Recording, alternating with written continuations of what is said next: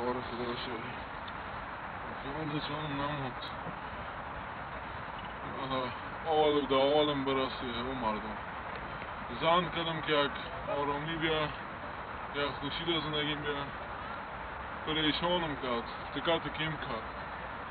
چیزهای نو یاد گرفته میخدم صبح در خواب نمیمانیم دستای کتی خیلی ازی که در جانم میخوره وای وای هیچ حال امروز میگه شاپینگ برو با ما دریشی نو بیار کالای نو بیار آره خدا شد این بچه مرا تو سایکو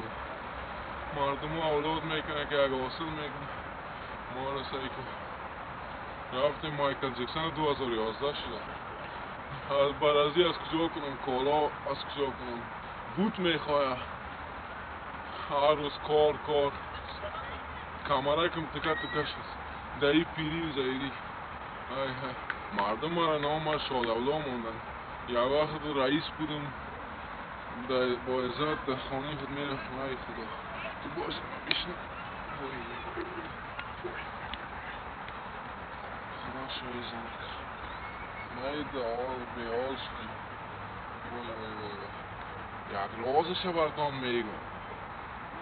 این وقت که جوان بود مقبول نبود ایره مرا فامیل ما با زور در جانم تیر کردن و ای امرو یک چادر خود در خانه مرا پریشان میکنه وای چی میگفتم یادم رفت بشنگم شو یک طرف از طرف خانه پریشان هستم شما هم پریشان میکنه هیچ کس در آرامی ما خوش نیست ما براتون قصه راز زنم بگم این بدبخت ما را در دکان شوالی دید شوالی در قار خدا شوی بدوات میکنم این ما را در اوجه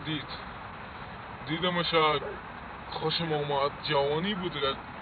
جوانی تا پیری فرق میکنه نمیفهمیدم که یک فیل در خانه بلای جان خود میارم این بچه از این نمیگید مایکل جکسن خب معلوم نبود که زن بود یا مرد بود این بچه ما را ببینی بچه فیل از این که پیش از این چوچه معلوم میشه که از راتش شما میگه فیل بهتر است ای خدا هیچ نصیب تالی نکردم مردمو دختر تولد میکنه آرسی میکنه یک چند رو پدر خانه ما بدبخت بچه رو تولد کنیم کسی نزی سایلم نمیکنه کسی